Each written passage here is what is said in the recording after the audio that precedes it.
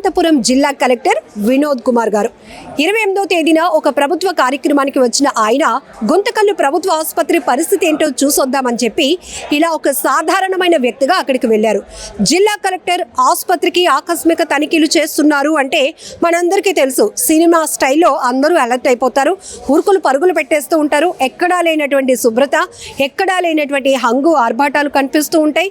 అందరూ ఏదో ప్రేమగా పేషెంట్స్తో మాట్లాడుతున్నట్టు నటించేస్తూ ఉండటం కొన్ని చోట్ల మనం చూస్తూనే ఉన్నాం.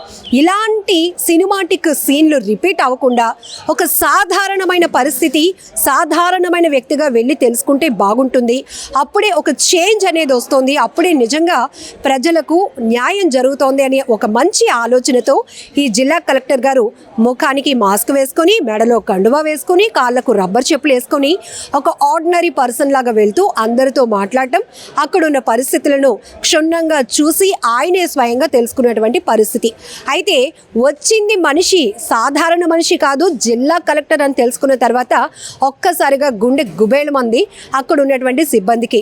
ఇక్కడికి వచ్చిన జిల్లా కలెక్టర్ ఏ అంశాలు ఫోకస్ చేశారో, ఆయన దృష్టిలో ఎలాంటి నిర్లక్ష్యాలు బయటపడ్డాయో, ఆ తర్వాత మనకి ఎలాంటి ఆర్డర్స్ వస్తాయో అనేటటువంటి టెన్షన్ వీళ్ళలో మొదలైంది.